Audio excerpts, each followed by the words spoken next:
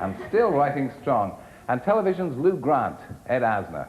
But before that, a lady who's worried me ever since we first met, when she told me that I might end up in one of her books. Well, they do tend to favor the steamier pursuits, you know what I mean. And when we last spoke, she was celebrating selling 5 million Hollywood wives. And now it looks as though she's going to repeat the performance with Hollywood husbands. Welcome, Jackie Collins.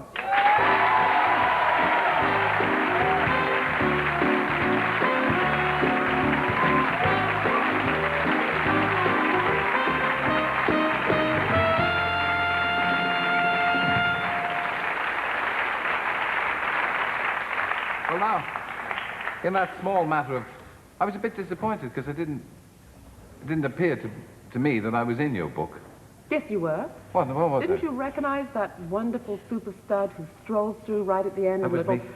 short pair of briefs and looks at the girl and winks and is very attractive? And... That was me. No. I was the girl. You had a wig on, Terry. Yeah, I'm not Jack Python, because the hero, or one of the nasties in it, is a chat show host called Jack Python. Well, he's a very incredibly attractive talk show host. Yeah, that's why I didn't recognize myself. He usually ends up sleeping with most of his guests. Yeah. Do you do that, Terry? No, I don't. No. Okay. We You managed to rarely- resist that temptation. We only nod off in the middle of interviews, but we don't we don't actually sleep together. Well, let's see you don't nod off tonight. Yeah. Now, from your observations, and you hop across here about once or twice a year, don't you? Yes. The old place is changing. Well, London's always London. I mean, you walk down the streets and the people are so great, and the cabbies say, hello, Jack, what you writing now? Put me in a book, and all that kind of thing goes on. But I've noticed this trip, there's a lot of chinless wonders with a lot of drug addict kids all over the place. Everywhere you go, you hear this braying, like, oh, hello, darling, with Cynthia coming down, and all this is going on. You wouldn't think that was a generalization you just made there, would you? Yes.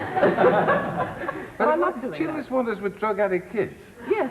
Where'd you see And you know them? what I love? I'll tell you what I love about being back in England. It's reading the papers. I mean, do you want to talk about Prince Philip in a bath towel yesterday? Yes, I saw that this I mean, morning. Yeah. should we talk? And Fergie and Diane rollicking around the palace. But haven't they got papers like that in America, don't they? Yes, they have, but they don't arrive on your doorstep every day. I mean, they're kind of, you know, there's the scandal rags and you don't really believe them. But here, they come across, you know, poor old Jeffrey Archer on the front every day reading intimate details. Yeah. It's kind of fun because I look at them and I think, well, they criticize me for what I write. They say Jackie Collins has sex on every page and it's on everybody's mind most of the time. But when I read the English papers, I realize I'm absolutely right. Yes, I suppose it's true. There's that kind of... They print nude pictures and then they become all moral over moral issues. Have you got any nude pictures in your closet of yourself that they're going to bring out now? They're going to say, Terry's a star, and he took these pictures when he was 16 because he needed the money. I've sold them all to Penthouse. I suppose, Hollywood doesn't have Hedda Hopper and Luella Parsons anymore, and you can hardly be considered their equivalent. But in the same way as I would imagine people would go up to Hedda Hopper and say, do you know such and such a thing happened? Do people come up to you and say that? Well, they do. When it was known that I was writing Hollywood Husbands, the husbands were calling me up all the time. They're saying, like, come on, you did it to the wives, and have I got a story to tell you? And they tell me these outrageous things. I mean, really, I couldn't write them. I tried, but I couldn't. I had to tone them down. Would you think people would be afraid to tell you things in case, they appear in your books, and people put two and two together and said, oh, that's old Charlie, who lives down the road. Oh, you recognized old Charlie, Old Charlie, yes, Charlie Clark. He was there. He was the one in the closet. But it doesn't make people nervous of talking to you. I don't think it does, Terry. You know, I write to entertain people. I don't want you to recognize the characters. I want you to pick up a Jackie Collins book and think to yourself, aha, I think I recognize that character. Is that Terry Wogan? No, it's not Terry. No, it's too sexy, yeah. He's too clean, no, it's whatever. not Terry. He has too much to offer.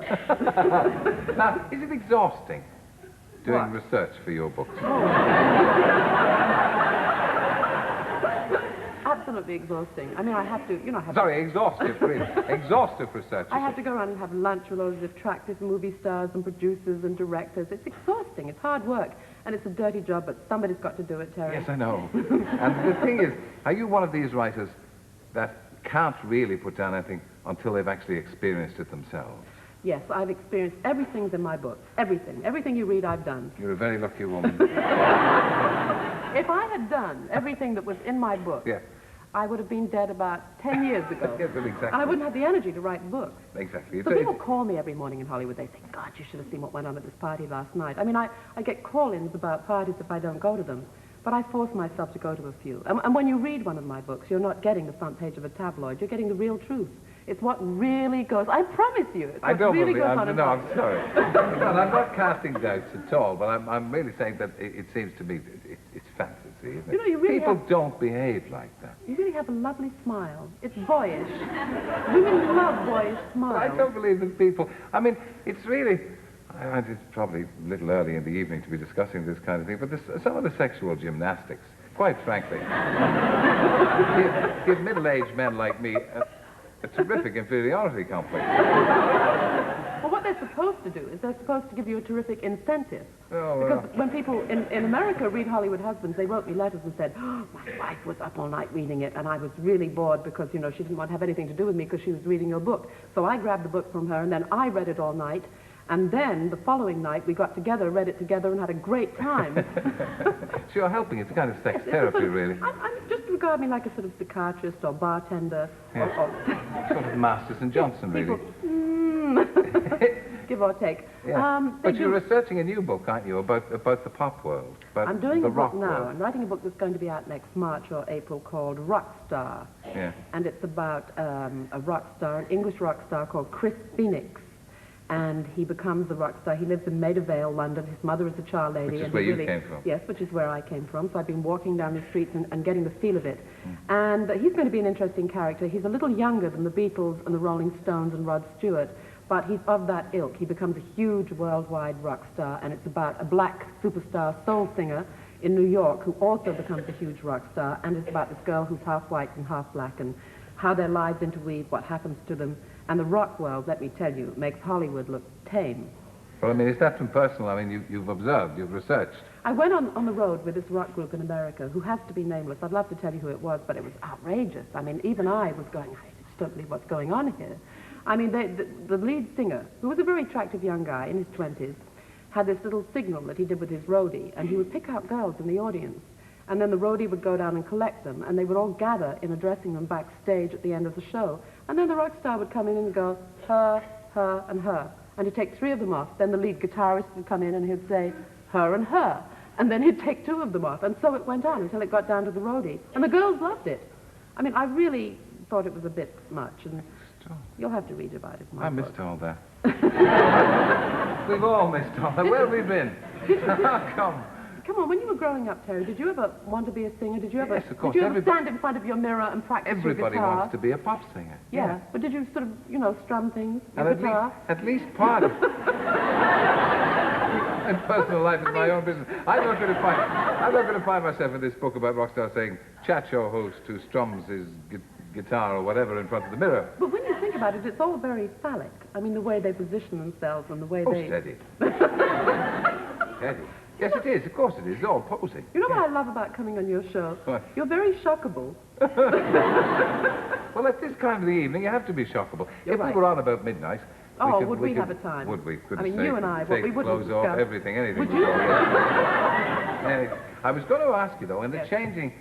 And this is a slightly serious question. In the changing sexual climate, which has probably been brought about as much by AIDS as anything else, and therefore much less promiscuity, do you think that you are going to have to change the tenor of your books? Because there's not really, surely, that much, with the terror and the fear of AIDS, there's not surely that much sex going to go on from here on in. Well, obviously, I think, you know, you have to be aware of it when you're writing, especially the kind of books that I write.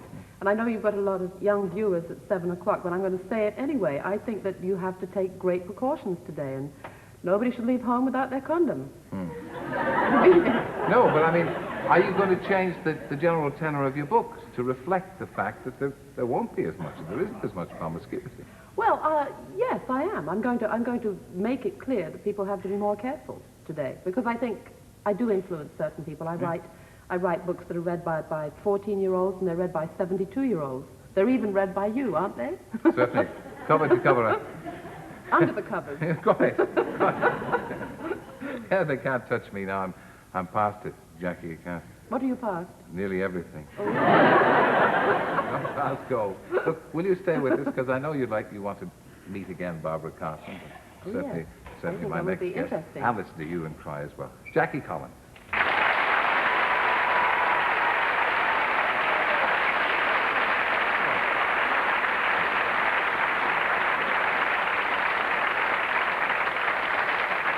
Jackie's going to stay with us, and I look forward to swapping notes later with you, Barbara Carson. Now, I'm not sure if my next guest has the credentials to be one of Jackie's Hollywood husbands, but he's certainly one of Hollywood's outstanding actors and one of its most outspoken on matters political. Indeed, there's some who say that it was this very outspoken